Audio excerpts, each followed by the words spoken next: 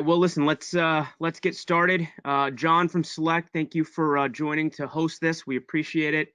Compliance Prep, partnered with AFIP, is bringing this live webinar with Dave Robertson to tackle some new regulatory information. So, John, take it away, introduce Dave, and we'll get started.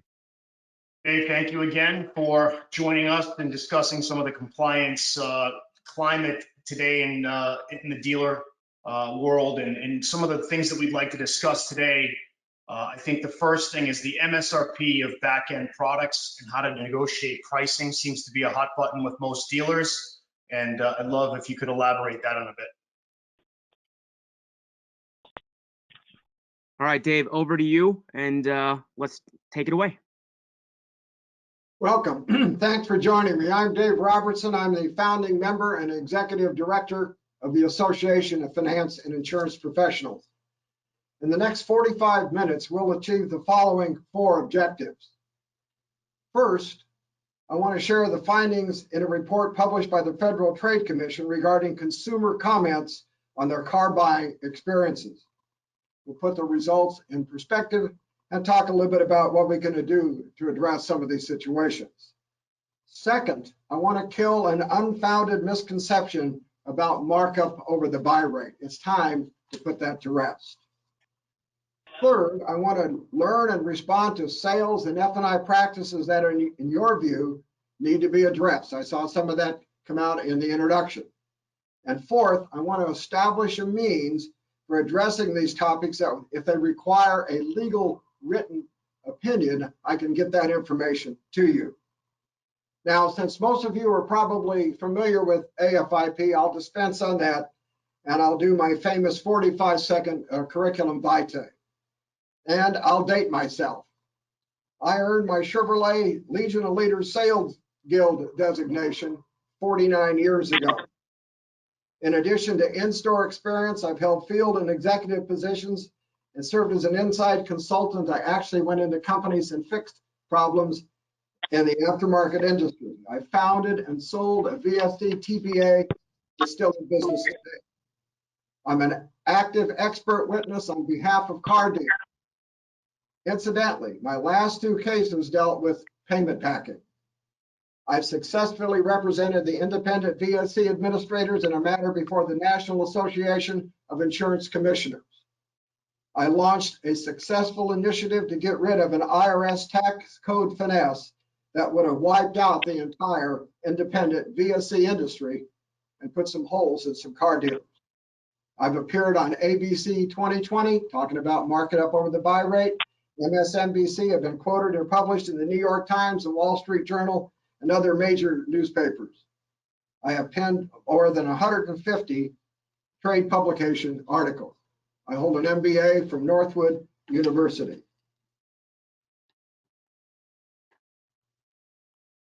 And have pages that are sticking together. I recently completed a personal bucket list item when I nominated and provided the documentation for Pat Ryan, the recognized father of the F&I process, for what became his successful induction into the Automotive Hall of Fame. He deserved it. Our industry deserved it as well. Now let's talk about the FTC and Bureau of Economics and Bureau of Consumer Protection reports. It is entitled Auto Dealer Buyer Study, Lessons from In-Depth Consumer Interviews and Related Research. And it was issued in July of this year. Now, what I'm speaking to you today on is a follow-up report calling Navigating Auto Sales. Now, the thing that amazed me about this study, and we'll get into the mechanics of it a little bit in a few seconds, is that just how fundamentally basic the consumer complaints were. I was looking for some real intricate violating Reg Z in certain areas, none of that. So when we start talking about what people find tough in car deals, it makes them go home and complain, tell their next door neighbor or whatever, are really basic things. Now, the good news is, if it's at that level, it's easy to fix at our level. So we're not going to get into some real in-depth regulatory stuff here. We're going to talk about common sense ways to properly handle customers so they feel better about what has happened in our store. Now, the areas that was addressed by the study was auto advertising, negotiating a price, negotiating financing terms, ancillary products and services, add-ons, aftermarket products, reviewing and signing the documents, and renegotiating of the financing. Now we're talking about bringing them back in and telling them we didn't get a funding source, we got another little problem. Now, the people that they interviewed were from franchise new dealers, independent used car dealers, and buy here, pay here customers. The problem is in their data as it reported doesn't discriminate between or disseminate who said what. So when somebody says, I don't know how to, I didn't know I could negotiate the purchase of a vehicle, I don't know if that's a buy here, pay here customer or somebody in a franchise dealer. I would suspect probably a buy here, pay here dealer. Now, I want to raise a point of clarification. Much has been made year after year about car dealers being among the leading sources of consumer complaints. Now, my question is this because of the sheer number of cars sold or as a percentage of complaints relative to the actual numbers of cars sold? In other words, are we dealing with the aggregate? We just happen to have more, or within our category, based on the deals done, what percentage of the people are disgruntled? And there's a big difference. So let's talk about just how big of a difference it is. We always talk about in the car business, on the franchise side, well, we're going to sell 17 million cars this year, new cars this year. What we fail to recognize is the size of the total number of vehicles sold in all categories. We're talking about franchise, new, independent, used, buy here, pay here, and private parties. How many cars change hands in 1 year? The number is staggering. In good numbers, based on 2019 figures, it's 56,600,000 plus cars changed hands.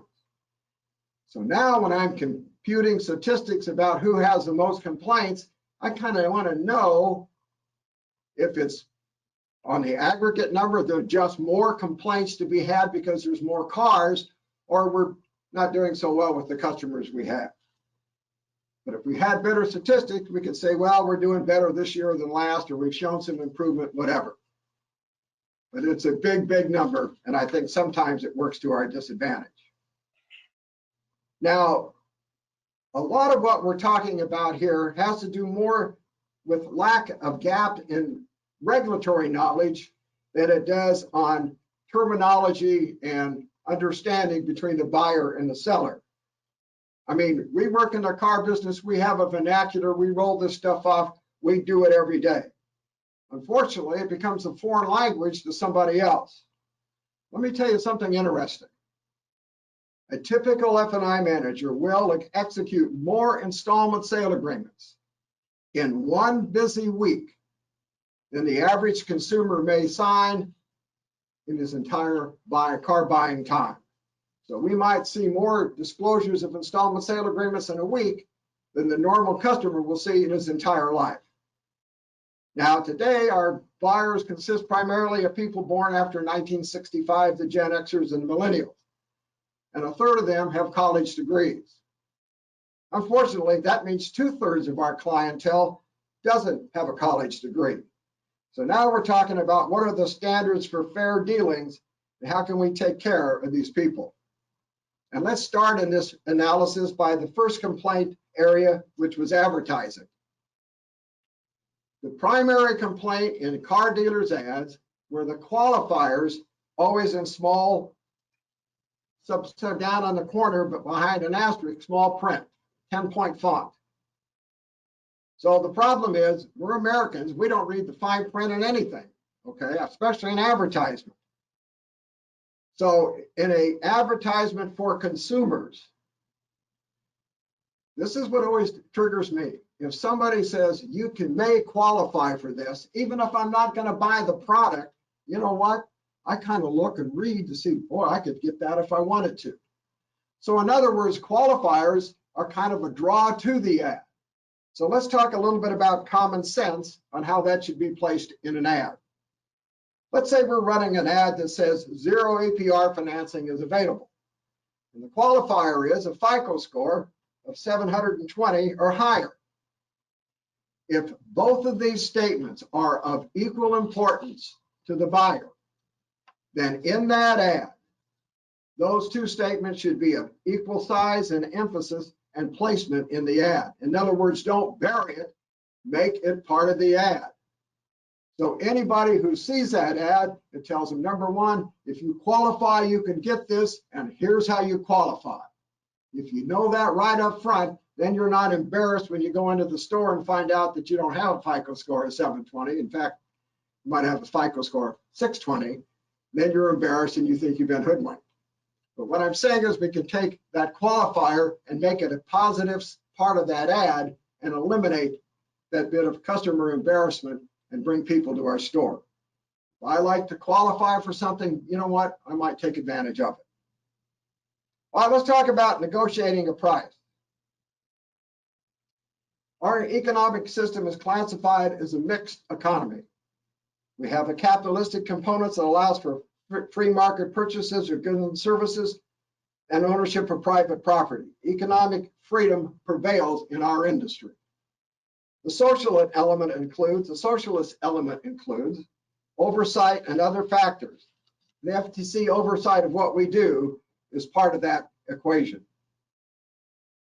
Now, consumers forget and regulators forget that in the United States, in our free economy, respective buyers have the right to negotiate the selling price of high-ticket consumer items, houses, boats, and cars.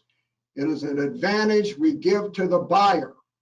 That's why it's there. We're saying if you're going to spend big bucks, Mr. Customer, we want to give you every opportunity within your system, within your world, to get the best deal possible.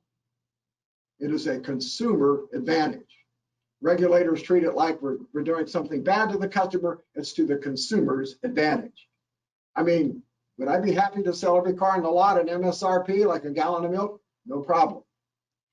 Unfortunately, there's a direct correlation between how well the shopper prepares when he comes into the dealership and the price they pay for the car. Think about it. I'm driving down the street and I see the red pickup that is in my dreams. And my sole preparation for buying that truck was making a U-turn and going back to that store. That's as much as I put into the deal. Now, if I'm fixated on buying that truck come hell or high water, and all I care about is somehow I can get that into my budget, the fact that I rolled negative equity in there, extended the term to 84 months, at that moment in time when I have to have that truck, becomes the most important thing on earth. Now, when I go home and I start looking at it and thinking, you know what, I'm going to be paying this for the next 84 months. I don't know if I'll even keep the truck that long. It's going to put a pinch on everything else. Then sometimes buyer's remorse gets put off on the seller, not accepted by the buyer. So the point is that the consumer has to understand that the advantage only accrues to them if they take advantage of that advantage. But we don't want somebody telling us that we're doing bad things to customers by a negotiated purchase when the purpose of it is to give that buyer an advantage. Now, on our side, we see it kind of as a catch-22 situation. Given the high rate of sales tax turnover or sales staff turnover, 67% annually according to Automotive News, sometimes it's not economically feasible to invest large sums of money in developing sales skills and a mastery of the rules covering that particular phase of the process. We have training programs nobody wants to buy because they don't want to spend the money on a salesman because they won't be around long enough to use that information. Trouble is, lacking in rudimentary knowledge, these people either underperform and get fired or become frustrated and they quit. But I will tell you this, we're in thousands of dealers. The dealers who maintain a well-trained and fairly compensated sales tax rarely see an expose camera crew in front of their store. Now, what are some other reasons why people get confused? Back before I started in the business, I don't want to go too far back, but if I was buying a car, the options were limited to a radio and heater. If it was new car financing, I could either go 24, if I was really good, 36 months. Today, we have an incredible increase in both options and vehicles and options relating aftermarket products and funding and leasing. For example, two Chevy Tahoes sitting on the lot next to each other, they might look identical, but one has an MSRP of $25,000 higher. Remember, historically, the monthly payment range has been $5 on either side of a midpoint. AFIP contends in today's environment, that range should be $10 either side of midpoint. And we're pretty close to NADA. They're saying $9. Now, if all of this is daunting to the people like us who manipulate these variables, think about the guy that rolls into your store who last car he bought was 8 years ago. How much has changed in our industry? Keep in mind, there was a time in our industry when there were more fish than fishermen. There were more customers willing to buy, and all we needed was a fisherman capable of putting his line in the water and he'd get a fish. Not anymore. Our world has grown to nothing else but much more complex. And no more is this apparent than in the sales and financing process. All right, so it's a jolt for those who've toiled in an industry for a long time, but the sales required to sell a vehicle, negotiate terms acceptable to the buyer and seller, find a finance source willing to accept assignment, and a whole raft of aftermarket products is a daunting process. And it's one that's going to take study and education to do that.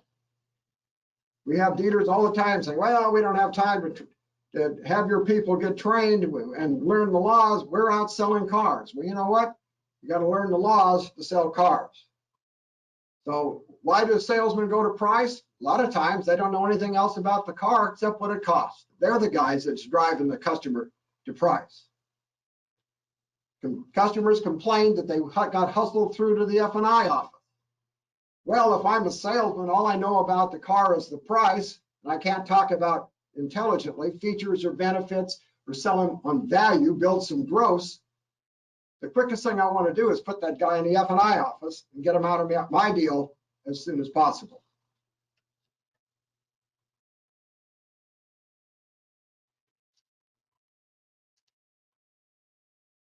All right, I'm going to talk a little bit about dealer-assisted financing.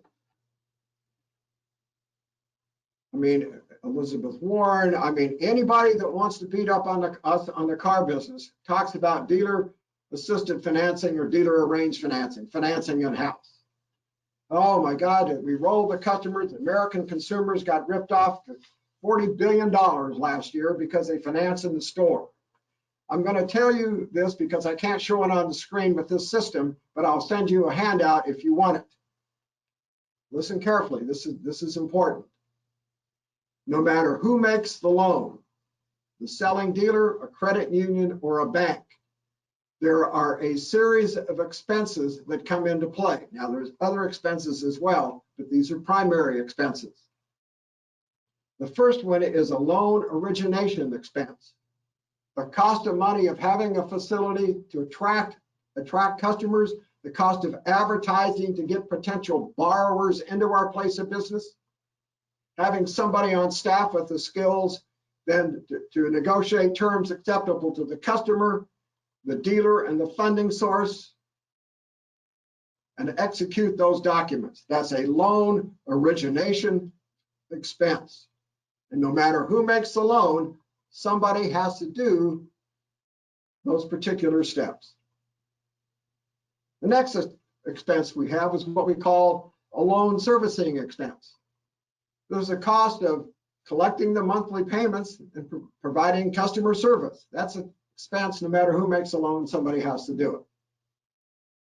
And we have a cost of money to lend expense. We have to get the money to lend from somewhere, Federal Reserve, whatever. If I go to a bank or credit union, that bank and credit union incur all three expenses: the loan origination expense to get them in the door, put the deal together, the loan servicing expense, collecting the monthly payments, and the cost of lending expense. Now, let's say the customer comes to a dealership. How does it work? On dealer-assisted financing, it is the dealer that incurs the loan origination expense. He has to have a place in which to do business. He has to advertise to get somebody in that business. He has to have an F&I manager in there capable of negotiating terms suitable to all parties. You have to draft the documents, disclose the documents, execute the documents, and disseminate the documents. The dealer assumes the loan origination expense, and he does it on behalf of whoever who accepts assignment of that contract. And so ever who takes assignment of it, Ford Motor Credit, Ally Financial Services, doesn't matter, they incur the loan servicing expense and the cost of lending expense.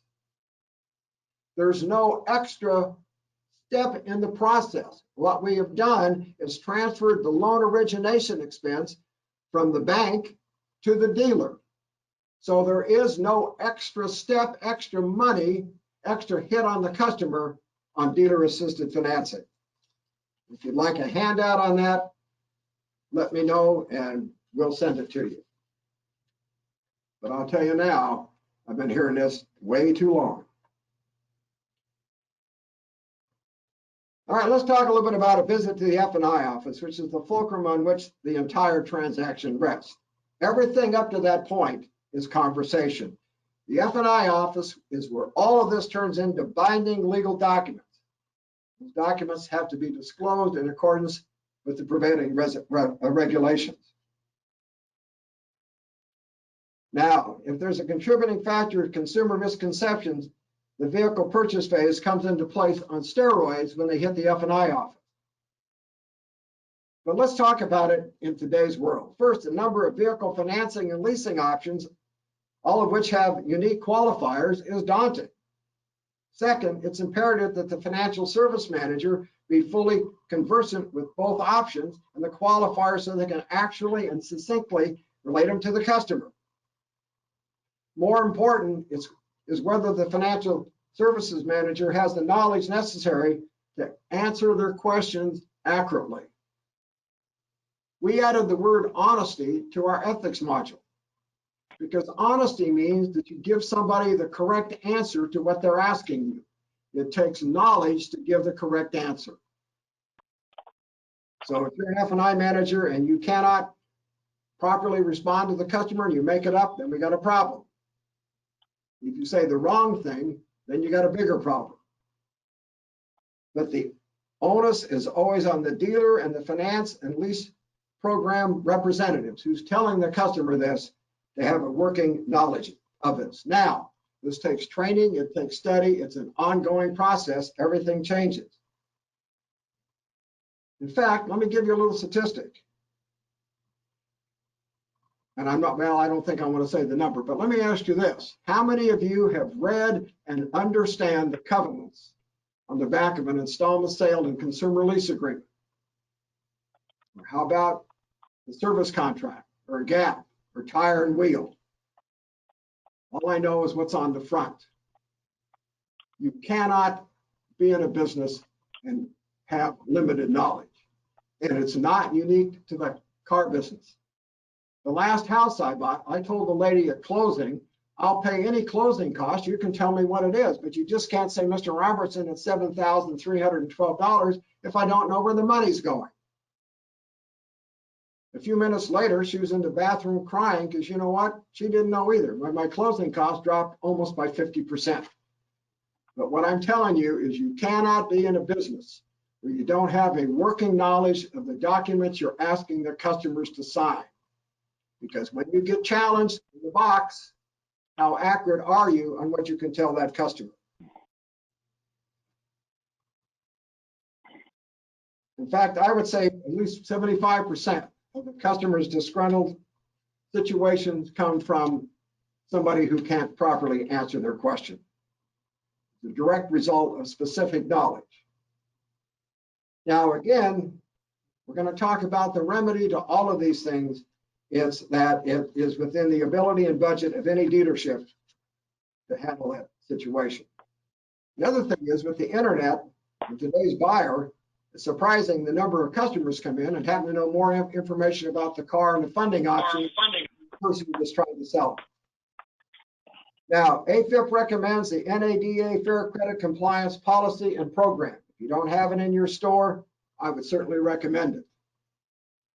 Another form, or a form that comes with that, is called a Dealer Participation Rate Modification Form. You get those forms from us, or NADA Dealer Track Route 1. But what I'm telling you, this gives you a much clearer path and defense if challenged. Now, we talk about ancillary products and service and add-on. Let's talk a little bit about them. As with everything else, they've grown in number and complexity.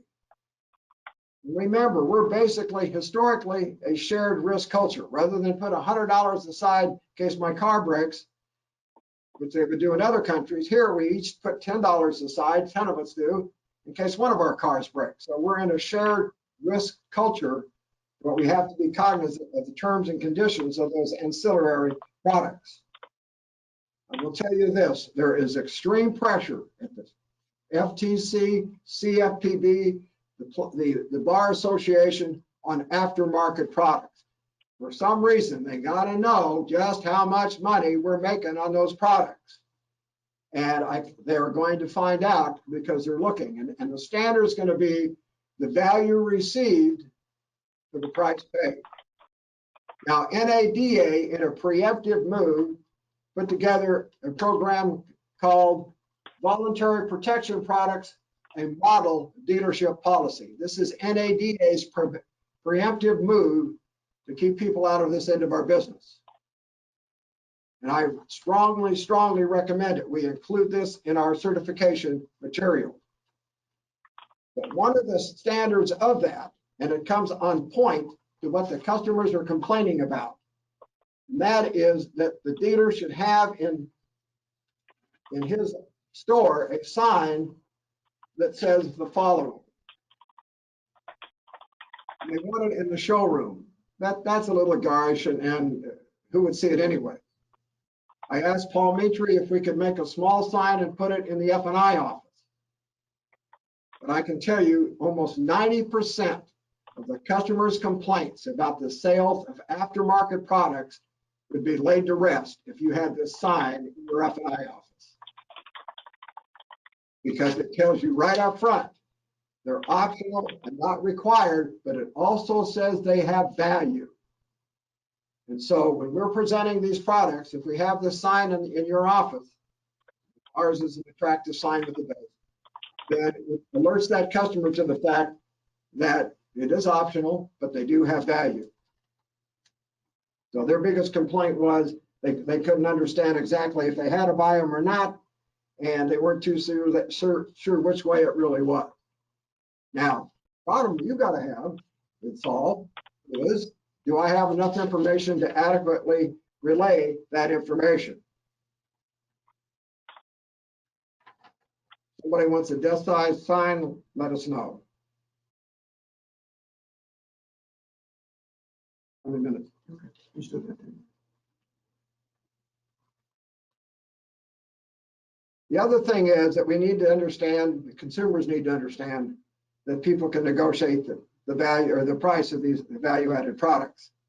The bundling, dealer asked me the other day what I thought of his menu. I said, is he talking about a customer tool or an exhibit in court? So do you have a legally compliant menu? I mean, the first step, I don't care how you disclose it, if the thing's not properly structured to start with, then how then can you properly relate it to the customer?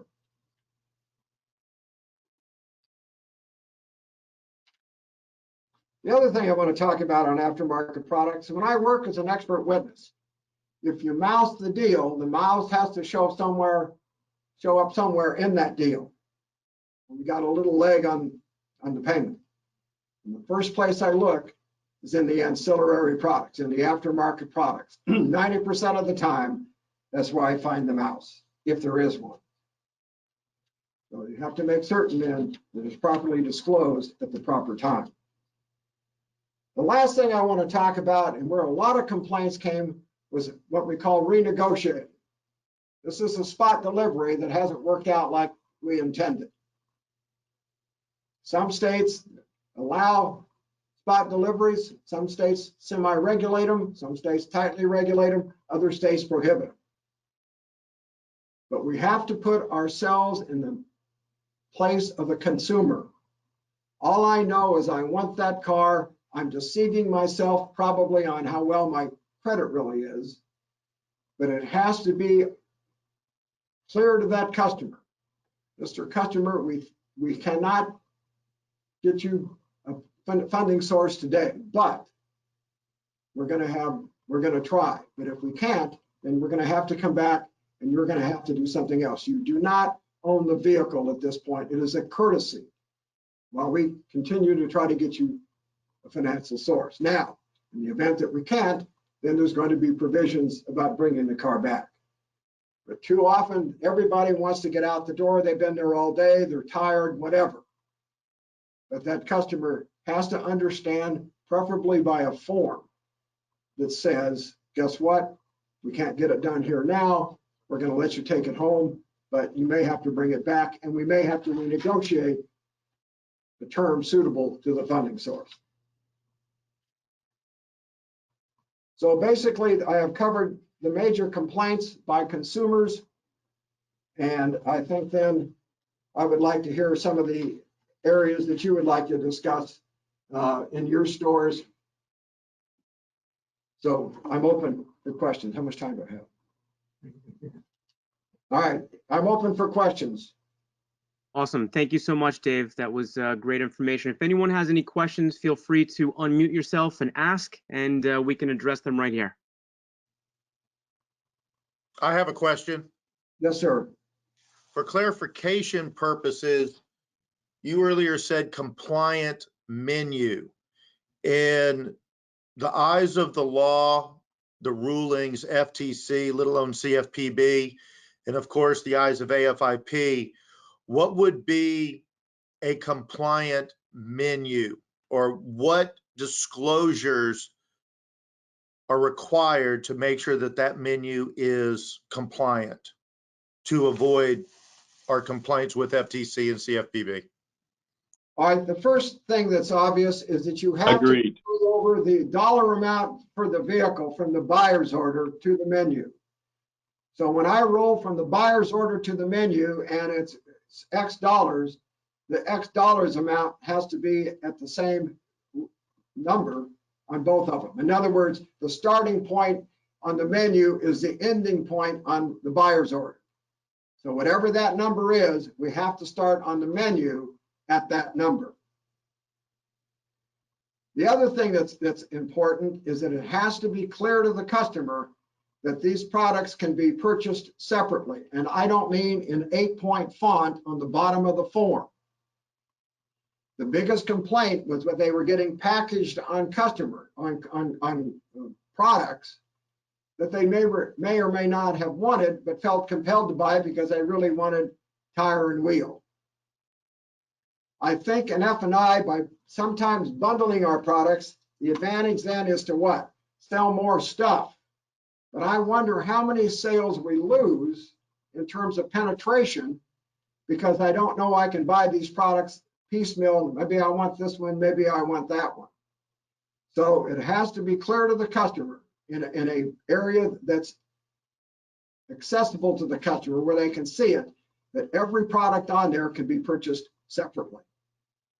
The third comment about menus is that we have so many options right now that we get lost in a sea of options. I mean, we see this stuff every day, but I'm somebody in off the street and I have a menu with 4 or 5 different lines going down there, gold, silver, tin, whatever you've got. And all these various products, sometimes, and I don't know if I can barely afford the car anyways, sometimes I think we turn ourselves off by giving them all these choices. Now, The first thing I'm going to do as an F&I person when I'm dealing with that customer, probably from the second they come in my office, I'm going to start finding out from them. You keep your cards a long time? I can look at the trade-in and tell some of that. But I'm going to find out what is your concern. If you buy a car, what's your major concern? What always makes you lay in bed at night thinking, boy, I hope this doesn't happen. And if I do that in a casual basis while I'm going through the numbers and doing other things, then I can maybe direct them to the product that I have the best chance of selling them. So, I mean, on one hand, it's great to package all this stuff together. On the other hand, it can be counterproductive. So you have to be careful of your choices, but always have a transition from the buyer's order to the menu. It has to be clear to that customer that those packaged products can be purchased separately to the point where there's prices where you can negotiate reasonably what they would be. And the third one is not let them get lost in a sea of choices. Do not have a menu in your store that has not been reviewed by a qualified lawyer. I'll tell you that right now. And the reason is, if anything blows up, he goes under the bus first. So if you have menu questions or you're looking for a menu competent lawyer, let me know. But do not use a menu. And if it comes from a major provider, then it's already gone through their legal department. If you've created one yourself, it better be reviewed by a qualified attorney. Next question.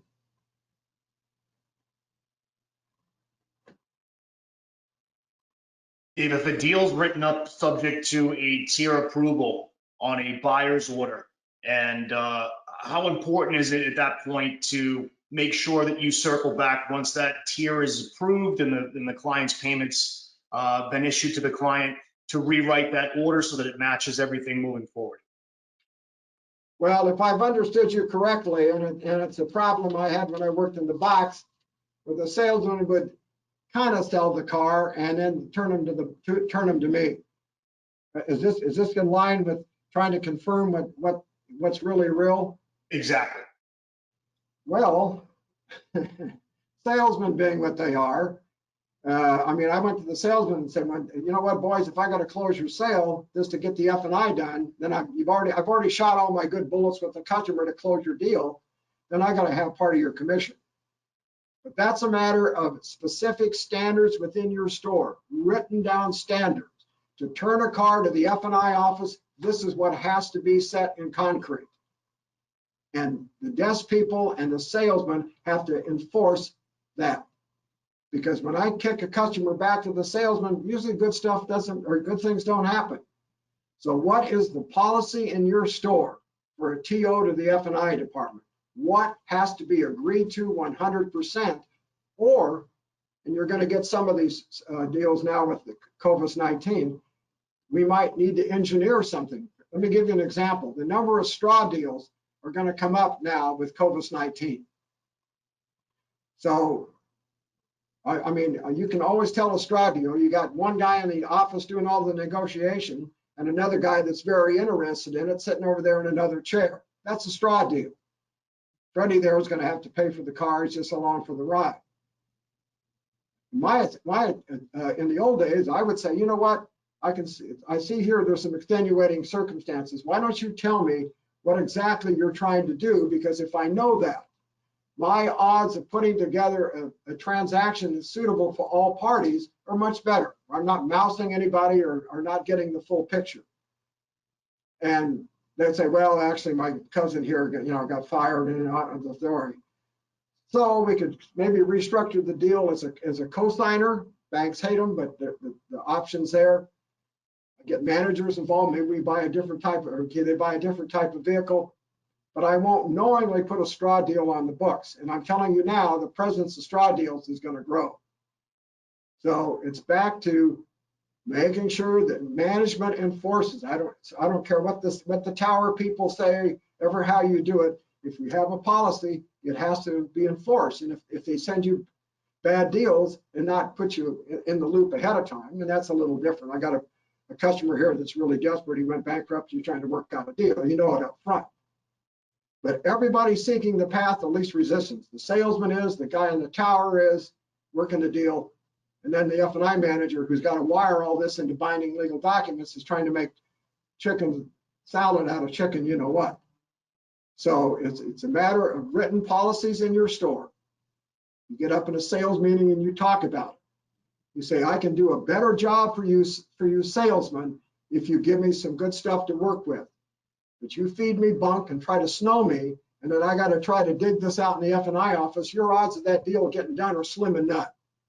So it's up to you. You want me to get your deal put together? I can wire the financing, but I can't wire everything that should have been wired before I got it. So it's policy in the store, enforcing it, and you put it, if you're an F&I person, discussing it in sales meetings. David, Mad Marv here. I got a question for you. F&I manager is being faced with doing some of these things on the slide, and everybody in the chain up to him at that point is supporting doing this thing illegally. What does he do? Who, the guy that knows it or the guy that's doing it? No, the F&I manager. All this stuff's being dumped in his lap. What does he do? Well, if he gets well, the tendency is that somebody hands you crap, you try to put the crap together, but you can't necessarily do that to make it a legal deal. All right. That's exactly what I'm talking about. We got an illegal deal here, straw purchase or whatever the case may be. You what should the F&I manager do? You first thing you do is you grab you excuse yourself from the box. You grab the salesman and a manager and sit down with somebody and go over this deal. I want to save the car deal. Just because it came into me poorly wired doesn't mean I can't wire the deal. I don't want to lose the opportunity. But I want management to know and the salesman to know that he sent us a situation that's going to work to the detriment to either the store or the customer, and we're going to work it out. But I'm going to get a manager involved, and I'm going to have the salesman to put that crappy deal together with me. But I am not going to be in a situation where I feel almost complicit to go ahead and push through a bogus deal. Because when it blows up, who's the guy that's going to be responsible, the salesman or the person that turned it into a binding legal document? Don't put yourself in that situation, but don't blow up the deal if you don't have to. Get a manager and see what you can do. Where does the liability end, or where's the liability on what Marv was just asking? Is that on the F&I person? Is that on the dealer group, the general manager? Because I know Marv and many other business managers have been put into situations that they're uncomfortable in.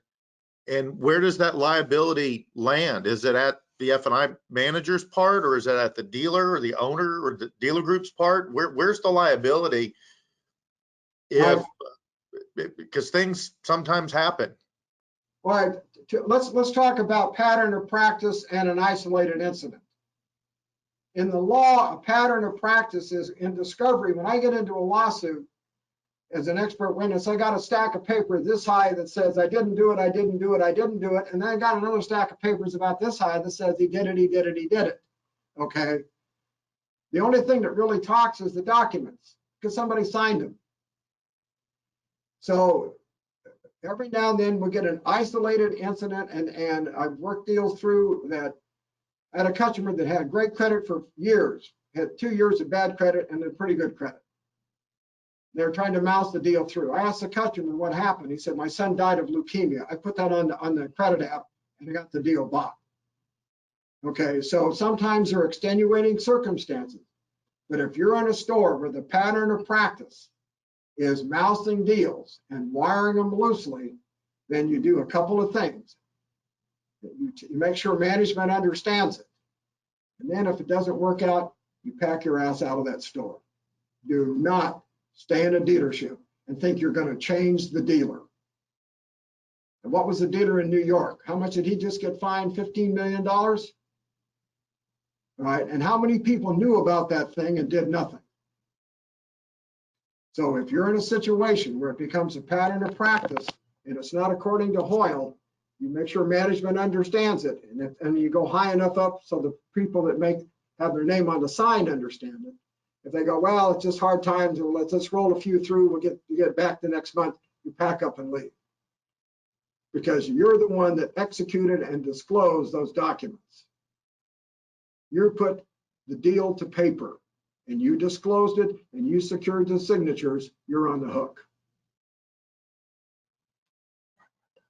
Is that it? Yeah, we're okay. All right. I have one more question from the Facebook group, Dave, if you don't mind, Okay. specifically with the rate deviation form.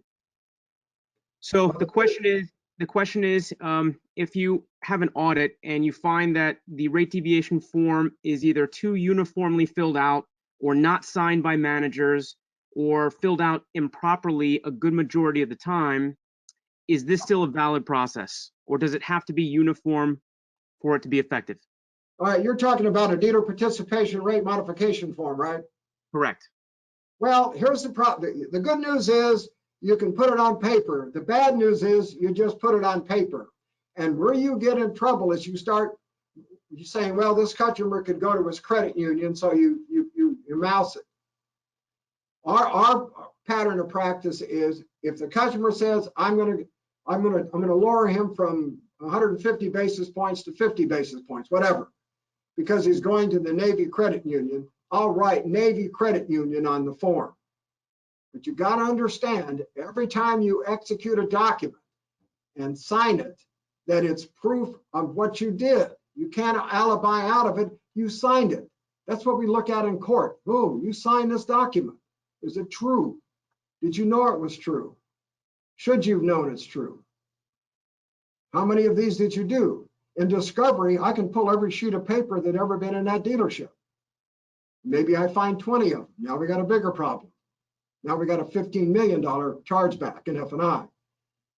So an isolated incident, one thing, but as much information, do not fill out that form unless you can accurately and honestly fill it out. And there's nothing wrong with putting Navy credit union on there. But you create documents that come back and get you if the deal blows up. Why would you do that? And you know what? You won and you didn't get caught. Got the house payment made this month. You know what? Next month I got my car insurance due. Maybe I can do that same technique again. Rarely do people put themselves into total jeopardy in one move. It's a habit over time. And you know what? You just can't do it. Anything else? Thank you so much. Any other questions out there? Can I give my email address? Let me give you my email address. And I don't care when you email me, if it's you can't get somebody done on a OFAC or whatever. It's the letters AFIP Dave, D-A-V-E. There's no dot. AFIP Dave at gmail.com. And when it comes to situations in the store, I don't care if it's Sunday or 10 o'clock at night, if something looks like it's a problem, get a hold of me quick. I'll be glad to help you because you know what? We'll keep ourselves out of trouble and we can all make some good money. Thank you for your time. Good stuff, David. Really good stuff. Thank you very much for your time.